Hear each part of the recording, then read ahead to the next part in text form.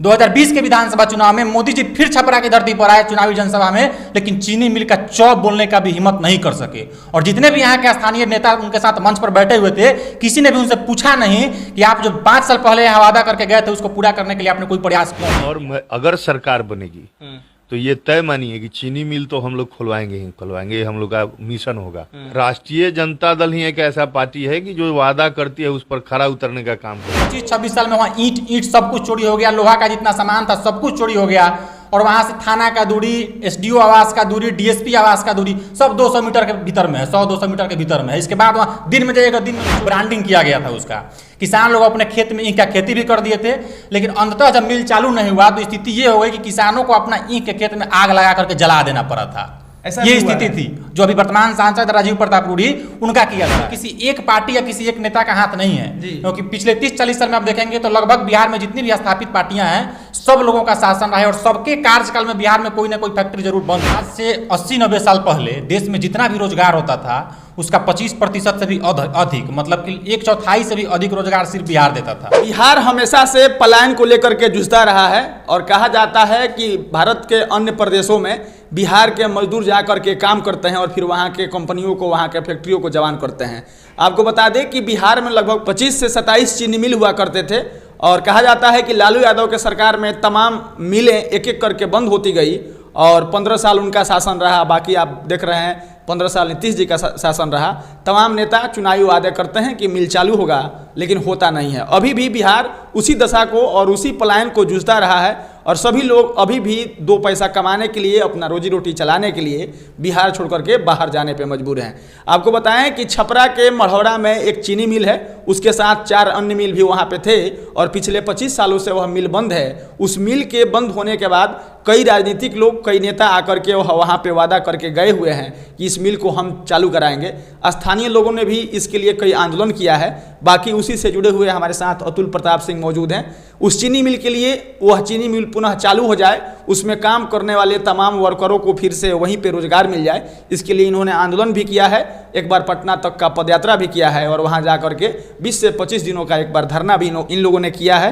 बाकी अतुल प्रताप जी से हम तमाम उस मिल के समस्याओं को लेकर के जानेंगे, यह जानेंगे कि आखिर वह मिल इनके प्रयास से कहाँ तक चालू होने के संभावनाओं के कगार पे है और अगर बिहार में या फिर मढ़ौरा का वह चीनी मिल चालू हो जाता है तो फिर चालू होने के बाद वहाँ की स्थिति क्या होगी। बहुत बहुत स्वागत है सर। नमस्कार आपको। देखिए, सिर्फ चीनी मिल का विषय नहीं है। आज से 80-90 साल पहले देश में जितना भी रोजगार होता था उसका 25% से भी अधिक, मतलब कि 1/4 से भी अधिक रोजगार सिर्फ बिहार देता था। ये अलग बात है कि बाद में उड़ीसा बन गया, झारखंड बन गया, बंटवारा हो गया तो जितना भी उद्योग वगैरह था सब कुछ उधर चला गया। बिहार में जो बच गया चीनी मिल था, जूट मिल था, पेपर मिल था और भी बहुत सारा छोटा मोटा फैक्ट्री था जो बंद हो गया है। पिछले 30-40 सालों में बिहार में दर्जनों फैक्ट्रियां बंद हुई हैं, दर्जनों फैक्ट्रियां। और जितनी भी फैक्ट्रियां बंद हुई हैं उसमें से अधिकतर फैक्ट्रियां ऐसी थी जो कृषि से जुड़ी हुई फैक्ट्रियां थी, मतलब कि ईंख लोग बोलते थे, ईंख की खेती करते थे, गन्ना फैक्ट्री में जाता था, फिर वहाँ से चीनी का उत्पादन होता था। तो बिहार के बारे में कहा जाता है कृषि प्रधान राज्य है, तो वहाँ सीधा लोगों को प्रत्यक्ष रूप से भी रोजगार मिलता था और किसान भी खुशहाल थे। लेकिन पिछले 30-40 सालों में इसको सब कुछ एक सुनियोजित तरीके से इसको बर्बाद कर दिया गया। इसमें किसी एक पार्टी या किसी एक नेता का हाथ नहीं है, क्योंकि पिछले 30-40 साल में आप देखेंगे तो लगभग बिहार में जितनी भी स्थापित पार्टियां हैं सब लोगों का शासन रहा है और सबके कार्यकाल में बिहार में कोई ना कोई फैक्ट्री जरूर बंद हुई है। नया फैक्ट्री लगाने के बाद छोड़ दीजिए, आज भी बिहार में जितनी फैक्ट्रियां पिछले 30-40 सालों में बंद हुई हैं, खाली उसको अगर चालू कर दिया जाए तो बिहार से आधे मजदूरों का पलायन तो जरूर रुक जाएगा। लेकिन सरकार अभी उस दिशा में कोई पहल करती हुई दिखाई नहीं दे रही है। किसी भी पार्टी की सरकार हो, कोई भी मुख्यमंत्री हो, लेकिन उस दिशा में कोई काम करते हुए अभी तक दिख नहीं रहा है। अच्छा, कहा जाता है कि भारत के किसी भी प्रदेश में आदमी जाए तो वहाँ पे कोई ना कोई बिहारी मिल ही जाता है। यह भी देखा गया है कि कई बिहारी मजदूरों को अन्य प्रदेशों में इसको लेकर के प्रताड़ित भी किया जाता है, मारा पीटा भी जाता है। ये तमाम नेता इस चीज़ को जानते भी हैं। क्या व्यवस्था रहती होगी कि ये लोग अपने यहाँ रोजगार का सृजन हो, फैक्ट्री या फिर से मिल चालू हो सके, ये लोग इस पर कोई पहल नहीं करते हैं? देखिए, बिहार के बारे में अभी हमने कहा कि बिहार एक कृषि प्रधान राज्य था, लेकिन यहाँ की सरकारें, यहाँ के नेताओं ने बिहार को पलायन प्रधान राज्य बना दिया है। अगर आप समझना चाहते हैं कि पलायन का मतलब क्या है तो बिहार के आप किसी भी गांव में चले जाइए, 90% से अधिक घर ऐसे मिलेंगे, 90% से अधिक परिवार ऐसा मिलेगा जिस परिवार का कोई ना कोई सदस्य दूसरे प्रदेश में गया है नौकरी करने के लिए, काम धंधा के तलाश में। और यहाँ जो लोग शासन में कर रहे हो, चाहे लाख दवा कर ले कि हम सड़क बना दिए, हम बिजली दे दिए, हम विद्यालय बना दिए, बिल्डिंग बना दिए, लेकिन हम सरकार से पूछना चाहते हैं, नीतीश कुमार कहते हैं कि हम सड़क बना दिए हैं, पुल बना दिए हैं। तो अगर आप सड़क बना दिए हैं, हर बेरोजगार को भूख लगेगा तो सड़क कबार के तो खाएगा नहीं। उसके लिए इंडस्ट्री चाहिए, और इंडस्ट्री को अपने पिछले 17 साल से, आप 18 साल से मुख्यमंत्री हैं, 17-18 साल में अपने उद्योग लगाने के लिए कोई सार्थक प्रयास नहीं किया है।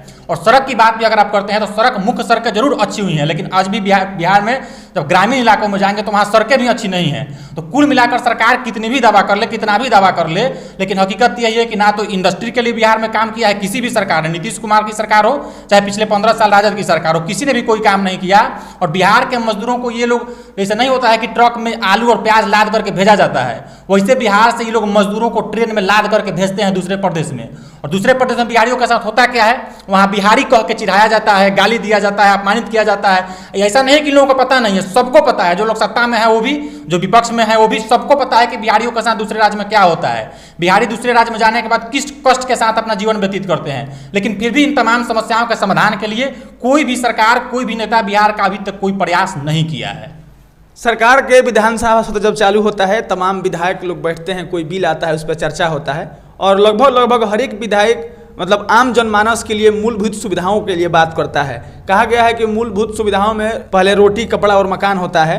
तो आखिर वो मतलब नेताओं की ये सब बातें, चुनावी वादे, या फिर किसी से यह वादा करना कि इस मिल को हम चालू करवाएंगे, उस मिल को लेकर कहा जाता है कि मोदी जी भी आए थे तो कहे थे कि यहाँ पे कमेटी बनाएंगे, इसकी जाँच करवाएंगे और इस मिल को चालू करने का प्रयास किया जाएगा। लेकिन ये तमाम लोग आखिर वादा करके मुकर क्यों जाते हैं? इसमें आखिर उन लोगों का हानि क्या हो रहा है? मोदी जी तो आए 2015 में, लेकिन आज से 15-16 साल पहले जो यहाँ के वर्तमान सांसद राजीव प्रताप रूडी, जिनके बारे में कहा जाता है कि बहुत बड़े नेता हैं, और बिहार सरकार हो, केंद्र सरकार हो, हर जगह इनका पैठ है। और इनका पैठ का नतीजा ये देख लीजिए कि आज से 15-16 साल पहले ये सैकड़ों बीघा खेत में किसानों से ईंख का खेती करवा दिए थे कि फैक्ट्री चालू होगा, चीनी मिल चालू होगा। उसका शिलान्यास कराया गया था, बड़े बड़े नेताओं को बुलाया गया था, मतलब खूब ब्रांडिंग किया गया था उसका। किसान लोग अपने खेत में ईंख का खेती भी कर दिए थे, लेकिन अंततः जब मिल चालू नहीं हुआ तो स्थिति ये हो गई कि किसानों को अपना ईंख के खेत में आग लगा करके जला देना पड़ा था। ये स्थिति थी जो अभी वर्तमान सांसद राजीव प्रताप रूडी, उनका किया जा रहा है। नरेंद्र मोदी 2015 में आए थे मढ़ौरा में चुनावी जनसभा में, उन्होंने कहा था कि इसको चालू कराने के लिए हम कमेटी बनाएंगे, लेकिन आज 8 साल बीत गया है, कोई कमेटी नहीं बनी है। उसके बाद भी छोड़ दीजिए कि 2015 में नरेंद्र मोदी यही वादा करके गए थे कमेटी बनाएंगे। 2020 के विधानसभा चुनाव में मोदी जी फिर छपरा की धरती पर आए चुनावी जनसभा में, लेकिन चीनी मिल का चौ बोलने का भी हिम्मत नहीं कर सके। और जितने भी यहाँ के स्थानीय नेता उनके साथ मंच पर बैठे हुए थे, किसी ने भी उनसे पूछा नहीं कि आप जो 5 साल पहले यहाँ वादा करके गए थे उसको पूरा करने के लिए आपने कोई प्रयास क्यों नहीं किया। तो स्थिति का अंदाजा इसी से लगा लीजिए कि जो लोग ऊपर में बैठे हैं, मुख्यमंत्री, प्रधानमंत्री, वो तो वादा करके भूल जा रहे हैं, लेकिन जो लोग यहाँ से जीत करके जा रहे हैं, जिनको यहाँ के लोग अपना प्रतिनिधि बना करके सदन में भेज रहे हैं, वो लोग भी अपने नेताओं से जाकर के पूछ नहीं रहे हैं। जितेंद्र राय 2020 में कहे थे विधानसभा चुनाव के समय में कि हमारी सरकार अगर बनेगी तो चीनी मिल चालू होना ही होना है, लेकिन अब जाकर जितेंद्र राय से पूछ लीजिए, वो कहते हैं कि नहीं, देखिए ये तो केंद्र का मामला है। तो अगर ये केंद्र का मामला है तो आपने 2020 में कहा क्यों कि हम इसको चालू करा देंगे सिर्फ वोट लेने के लिए? तो कुल मिलाकर आप देखेंगे तो चाहे राजीव प्रताप रूडी हो भाजपा के, चाहे राजद के हो जितेंद्र राय, ये दोनों के बारे में कहा जाता है कि अपनी पार्टी के बड़े बड़े नेता हैं। दोनों लोग वादा भी किए हैं, दोनों दल के नेता भी आकर के यहाँ बड़े बड़े वादा किए हैं, लेकिन उसको चालू कराने के लिए कोई प्रयास नहीं किया गया है। और सिर्फ इतना ही नहीं, चीनी मिल आज से 25-26 साल पहले बंद हो गया है, लेकिन आज भी उसमें जो किसान गन्ना सप्लाई किए थे उनका आज भी पैसा बकाया है। जो मजदूर उसमें काम किए थे आज से 25-26 साल पहले, आज भी उनका मजदूरी बकाया है। उनको वापस, उनको मतलब पैसा दिलाने के लिए, उनका गन्ना का पैसा दिलाने के लिए, उनका मजदूरी वापस दिलाने के लिए कोई भी नेता यहाँ से जाकर के सदन में आवाज़ नहीं उठाया है। और लगभग यहाँ के मतलब आधा दर्जन से अधिक प्रखंड के जो किसान थे वो चीनी मिल से लाभान्वित थे, मतलब ईंख की खेती करते थे, उसमें सप्लाई करते थे, वहाँ से अच्छा खासा पैसा कमा लेते थे। लेकिन अब स्थिति ये है कि हर घर से पलायन है। आप सबको पता है कि किस स्थिति में लोग पलायन करते हैं, कितना कष्ट होता है, बाहर में जाने के बाद क्या कष्ट होता है। लेकिन इन तमाम समस्याओं के समाधान के लिए कोई भी नेता, चाहे स्थानीय नेता हो चाहे बड़े नेता हो, किसी ने भी कोई प्रयास नहीं किया है। बाकी मोटे तौर पर वह चीनी मिल मतलब चुनावी मुद्दा ही बस रह गया है, चुनावी मुद्दा ही है। और अभी देखिएगा फिर चुनाव होने वाला है लोकसभा का, निश्चित है कि कोई ना कोई पार्टी, कोई ना कोई नेता इस विषय को उठाएगा कि हम चीनी मिल चालू करा देंगे। हम लोग पिछले साल, 1 साल पहले, पिछले साल अगस्त में मढ़ौरा से पद यात्रा करके गए थे पटना। हम लोग वहाँ 23 दिन लगातार हम लोग धरना पे बैठे गर्दनी बाग में। उद्योग मंत्री से मिले, डिप्टी सीएम से मिले, तमाम विधायक, सांसद, संबंधित विभाग के जो मंत्री हैं, सबको हम लोग ज्ञापन दिए, पत्र भेजे, लेकिन कोई कहीं से मतलब उसके लिए सार्थक प्रयास नहीं हुआ। अंत में उद्योग मंत्री ने कहा कि अभी नई नई सरकार बनी है, फिर बदल हुआ था उस समय सरकार में, महागठबंधन की सरकार बनी थी, तो उन्होंने कहा था कि नई नई सरकार बनी है, थोड़ा वक्त दीजिए, हम लोग इसको करेंगे। उनके कहने के बाद हम लोग धरना को समाप्त करके वापस घर आ गए थे। उसके 2-3 दिन बाद एक कार्यक्रम में उद्योग मंत्री भी थे, डिप्टी सीएम तेजस्वी प्रसाद यादव भी थे। दोनों लोगों ने उस कार्यक्रम में कहा था कि बिहार में जितनी चीनी मिलें बंद हैं उन सबको हमारी सरकार चालू करेगी। लेकिन 1 साल में कई गो फैक्ट्री लोग चालू कर दिया है, कई गो चीनी मिल चालू कर दिया है, इसका जवाब उन लोगों को देना चाहिए। बाकी आप आंदोलन के लिए गए, आपके साथ हम लोगों का साथ मिला होगा, आप जो बताया इस पे मैं आने ही वाला था। उस आंदोलन का परिणाम बेहतर कुछ क्या हुआ? परिणाम कुछ नहीं निकला। अभी मैंने बताया आपको कि 23 दिन हम लोग धरना पर बैठे, सब लोगों से हमने इस विषय को सब लोगों के पास जाकर के उठाया, पत्र भेजा, ज्ञापन दिया, कोई प्रयास नहीं हुआ। आश्वासन दिया गया कि नई नई सरकार बनी है, हम इसको करेंगे, लेकिन हुआ नहीं है। 1 साल बीत गया है, कोई प्रयास नहीं हुआ है। स्थिति यह है कि आप जाकर के वहाँ देख लीजिए, 25-26 साल में वहाँ ईंट सब कुछ चोरी हो गया, लोहा का जितना सामान था सब कुछ चोरी हो गया, और वहाँ से थाना का दूरी, एसडीओ आवास का दूरी, डीएसपी आवास का दूरी सब 200 मीटर के भीतर में है, 100-200 मीटर के भीतर में है। इसके बाद वहाँ दिन में जाइएगा, दिन में भी चोरी होती है, कोई रोकने वाला नहीं है। एसपी से हम लोग मिले कि वहाँ सुरक्षा कर्मी तैनात कीजिए ताकि जो बचा हुआ कम से कम विरासत है उसको हम लोग संजो करके रख सकें, लेकिन उसके लिए भी कोई प्रयास नहीं किया गया। डीएम से हम लोग मिले कि उसको बचाने के लिए सुरक्षा कर्मी के तैनात कीजिए, कोई उस पर काम नहीं हुआ। तो स्थिति आप देख लीजिए कि शासन के जो लोग हैं वो चीनी मिल को बर्बाद किए, प्रशासन के जो लोग हैं वो मिली भगत करके वहाँ जितना भी सामान था वो सब कुछ चोरी करवा रहे हैं, वहाँ जमीन पर अवैध कब्जा करा रहे हैं। अब हम लोग इस वीडियो और इस खबर को समाप्त करेंगे, उससे पहले मान लीजिए आपके तमाम प्रयास और तमाम वादों के बाद वह चीनी मिल चालू नहीं हुआ, मतलब इसके बाद का कदम क्या होगा?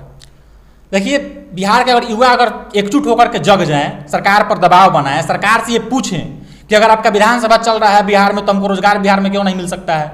अगर हम वोट दे रहे हैं बिहार में तो बढ़िया शिक्षा और बढ़िया स्वास्थ्य व्यवस्था हमको बिहार में क्यों नहीं मिल सकता है? तो इसके लिए बिहार के युवाओं को एकजुट होकर और पार्टी के पीछे घूमना छोड़ देना पड़ेगा, दल के पीछे घूमना छोड़ देना पड़ेगा, नेता के पीछे नहीं घूमना पड़ेगा।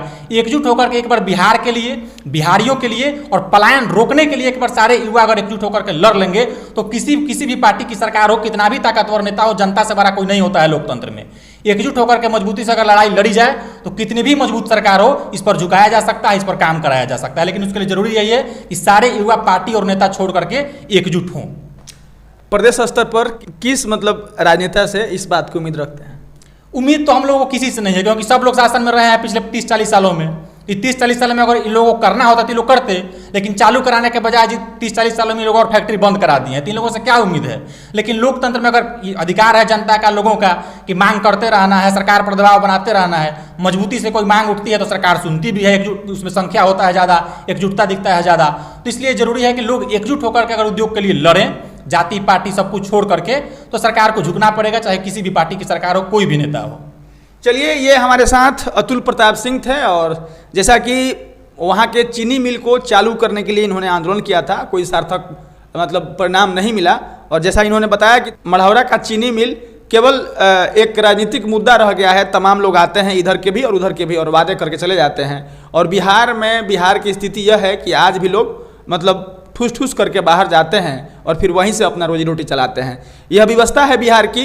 अंतिम सवाल करेंगे अतुल प्रताप सिंह से कि बिहार के पलायन, बिहारियों के पलायन रोकने के लिए चीनी मिल चालू करने के अलावा और क्या विकल्प हो सकता है? देखिए, बिहार चूंकि कहा जाता है कृषि प्रधान राज्य है, तो यहाँ ऐसी फैक्ट्रियाँ लगे जो कृषि से जुड़ी हुई हों। चीनी मिल चूंकि सीधा किसान से जुड़ा हुआ विषय है। इथेनॉल प्लांट भी लगाया जा सकता है, इथेनॉल अब और भी बहुत सारा खाद्यान्न से बन रहा है तो उसको भी लगाया जा सकता है। मतलब यहाँ ऐसी फैक्ट्री लगे कि किसानों को भी लाभ हो और मजदूरों को भी लाभ हो। तो इस पर सोच करके काम करना होगा। इस तरह से काम किया जाए तो बिहार में बिल्कुल यही उपाय है, दूसरा कोई उपाय नहीं है। चलिए, इस खबर को और इस वीडियो को देख करके बाकी बिहार के बंद पड़े चीनी मिल को लेकर के आपकी क्या राय है, आप अपनी प्रतिक्रिया दीजिएगा। मिलेंगे हम फिर किसी नए वीडियो में, तब तक के लिए धन्यवाद।